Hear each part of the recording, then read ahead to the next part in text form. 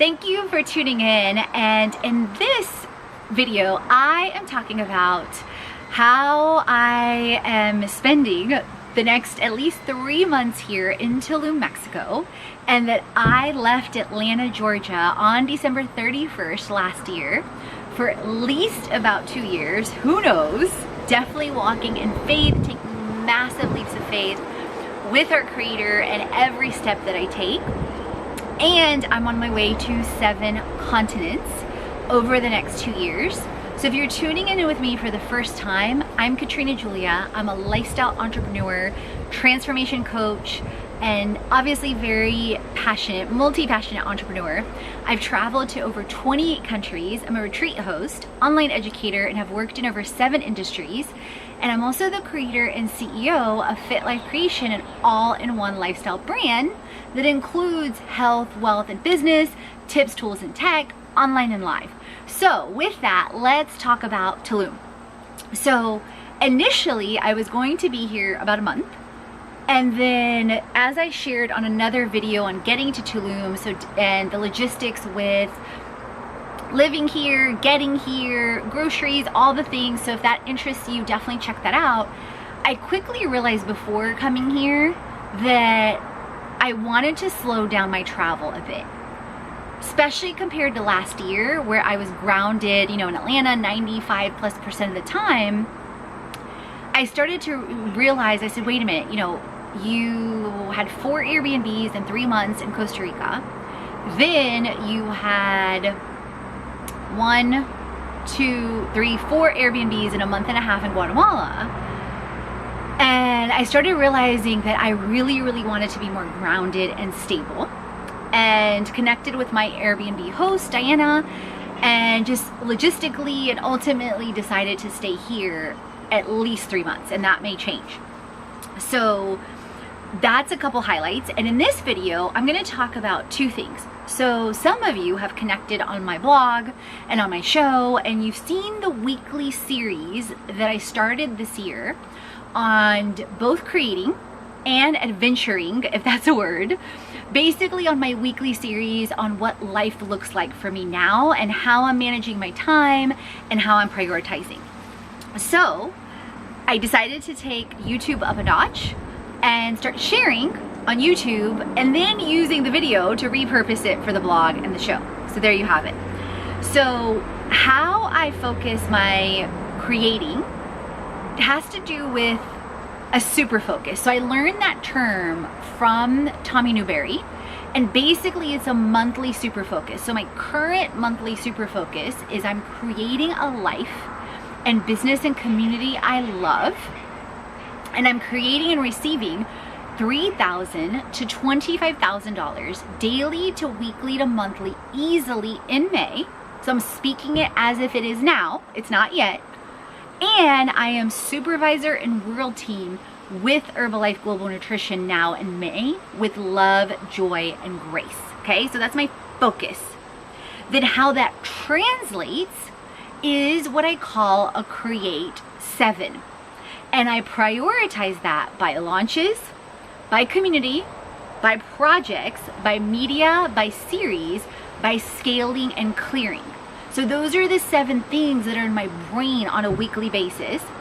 And how, when I got to Tulum, after traveling 2 days in a week, doing a presentation with an insurance company accelerator, and then having, emails, blogs, shows, traveling twice that week, and then having my womanly time start up, and having 9 hours of travel time between airport, between shuttles, and between getting here.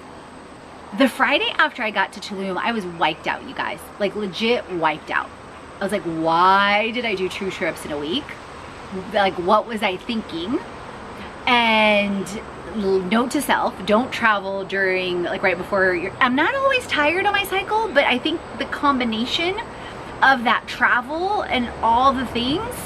So it was like, why did you do this to yourself, Katrina? Why didn't you realize this? Lessons learned. We're always works in progress. So that was one thing. And then so Friday, I just unpacked. I got groceries. I got settled here because I like to nest and feel like I'm home. And there's things I bring, like my Mickey Mouse mug. And then Saturday, it was more of the same, and Sunday. And then Monday, I started to come out of it. I submitted some proposals on Free Up for ongoing work and Brain Trust with ongoing wellness, marketing, business, and travel consulting. And then I submitted also and had a presentation I gave with Wonderful, an amazing woman travel community, and QVC, to align to us being a preventative care provider, but also an online provider that also includes tips, tools, and tech with wellness, with wealth, with business and travel. Then my typical videos and reels on YouTube, on Instagram, aligning to the monthly online launch, whether that's the Creation Club or the quarterly summit currently. And then also updated some things and campaigns for our influencer management, as well as for our Costa Rica retreat. And then keep in mind, you guys, everything online includes tips, tools, and tech with Herbalife Global Nutrition, with other wellness tools, with wealth tools and business tools. So definitely check that out on the previews. And then I automate, like, don't think I'm doing all this on my own. I automate a ton with tools like Kajabi. Over 80% of the business is automated. Obviously, once this video is posted, like, it can play till kingdom come and I don't have to do anything else. I'm in the process of delegating my YouTube loads, so that's in process. Then I also use services like FSIs and other virtual assistant services that VAs do work that's ongoing. That last year I delegated over 100 tasks, you guys. Things like pitching and outreaching on LinkedIn with HR and marketing vice presidents of Fortune 500 companies. Side note, you get lists like that if you're in our mastermind, just saying, and nonprofits. Then also researching different platforms for travel, researching different platforms for marketing for influencers and influencer management, and also submitting pitches to travel platforms and travel brands and researching them. So those are things that go on even when I'm quote unquote unplugged, or even when I'm out of pocket. So it helps alleviate and knowing that all this is going on even if I don't feel well. Even like, it's maximizing time, it's leveraging time. And then the other thing I want to talk about with creating before I get into like adventures that I had since I've gotten here over the last week-ish is focus days. So I'm a big proponent of focus days. Like, one example is today, where I did cleared emails, did proposals, connected with the team, 2 shows, 4 YouTube videos, followed up on the current launch for the Create It Summit, posted on Instagram, posted on stories. So that's just some examples. Then another one was last Thursday, where I outreached and did over 5+ proposals, followed up in campaigns, so very similar, 2+ blogs, 2+ shows, cleared, scaled, and updated the project management tool. And the other thing, you guys, is some days I might do 3 or 7 of the Create 7, but some days I may go all in on one thing, like one project, one client, one focus, one thing. So it depends on the day and the flow, and I give myself that freedom, okay? And then sometimes I do a focus day half day, and then I do a hybrid. So tomorrow is a great example of that, where I will end up going to bike to town and the beaches, and I'll go on the north side of Tulum and on the south side of Tulum, unless something changes, always subject to change. And then, so it depends. I might do that in the morning. I think I likely will. And then in the afternoon, come and focus. Or I may do a couple hours here in the morning and then go do that in the afternoon. But I'm thinking it's gonna be in the morning, but we'll see. And then community and clearing, like things like emails, growth, scaling, what's next, etc., right? And so what happened with my adventures so far while I've been in Tulum, and how have I shifted? So in Guatemala or in Costa Rica, because I would typically be in a destination about 3 weeks to a month-ish, Lake Atitlan was 5 weeks. I knew I had that amount of time to incorporate, you know, adventure. And so typically it would be 1 to 3 days a week or 1 to 3 half days, whatever it was, right? So here I'm traveling at a slower pace, so I have more time. So for example, I ended up going to Cenote Cristal, which is literally, you guys, walking distance from my Airbnb, like 10 minutes, and Escondido. And it was about 120 pesos, about $6. So I'll show you guys some behind the scenes towards the end of this video. Then I ended up last Wednesday going to pick up my Herbalife from the DHL in Tulum. That was one of the shipping options, so super, super simple. So for those of you that end up, say, being in online programs with us and know that Herbalife is in 95 plus countries, so it's really easy for us to ship from all around the world. And then if you want extra to help you get healthy and stay healthy, it's usually pretty easy to get it shipped wherever you are. And pro tip, you can, and this goes for Herbalife, this goes for anything, you can get things shipped to local post offices. It makes it a lot easier because a lot of countries, especially like Central and South America, don't have official addresses. So it's a lot easier to get shipped at the post office.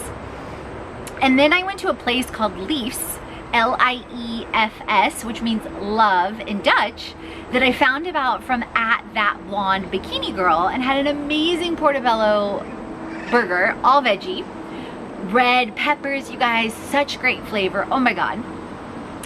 Then I ended up going to the beach for a couple hours. And side note, if you didn't know, right now with the temperature changes, the water temperature changes, there's actually a lot of sargasso, if I'm pronouncing that correctly, seaweed in Tulum, which I've never seen at a Mexican beach or a Central American beach period in my life.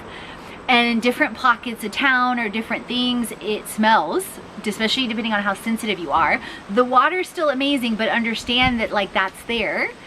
We're hoping, everyone, that it starts to go away because obviously it, you know, affects the hotels, it affects tourism, and that's another reason why I've been picking more places like cenotes, which are sunken holes, and sometimes it's completely sunken and it looks like a lake-ish. Those are the older cenotes. Sometimes it's semi-open and you see like the limestone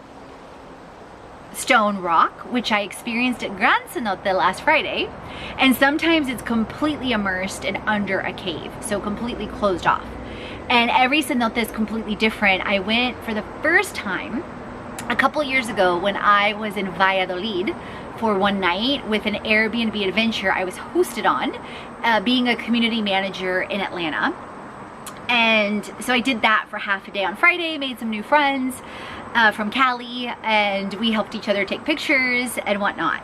So there you have it. There is my basically last week, about 9 days in Tulum, and creating, nesting, adventuring, if that's a thing. Feel free to drop in the comments any questions. Gran Cenote, side note, is I went with a colectivo, actually 2 colectivos for about $2 each way, 10 minutes to the center of town, and then I transferred to another. But now that I have a bike, I can you can also easily bike. It's about probably 7 miles, and I will be visiting other cenotes there, like Cenote Car Wash, which yes, they used to wash cars in that one, and they don't anymore. Zachilaha, Calvara, and several others are on that road. And then also here this week, likely I will be going, besides biking this week, there is a lagoon that has also a cenote in the middle that's super deep and dark blue, so it kind of looks like the Belize Blue Hole, but different. And I will go stand-up paddleboarding there, likely towards the end of this week. So stay tuned for some of that and the behind the scenes with the Tulum Lagoon. I may be mispronouncing that. I'll need to research that and ask some locals. So please forgive me. So feel free to comment. Have you been to Tulum? Is it on your list? Any questions? Definitely check out, you guys, my cenotes guide on the blog and my cenotes videos on my channel that I've already posted Cenote Cristal and Escondido, and Gran Cenote, and the ones coming up. And I have a full blog that I'll be updating as I continue to visit cenotes all around Mexico. And just to give you an idea of some adventures coming up that I will be doing in Tulum: the Tulum Tower, the ruins when they're open again. Right now they're shut down for like the last week or so. Different beach clubs, Ahau Hotel and Raw Love, which will include the Ven a la Luz statue. Also Azulik, the hotel, and the incredible views and architecture. I'll also be visiting there, and much more to come. So definitely stay tuned, and thank you guys so much for tuning in, especially if you stayed on through all of this.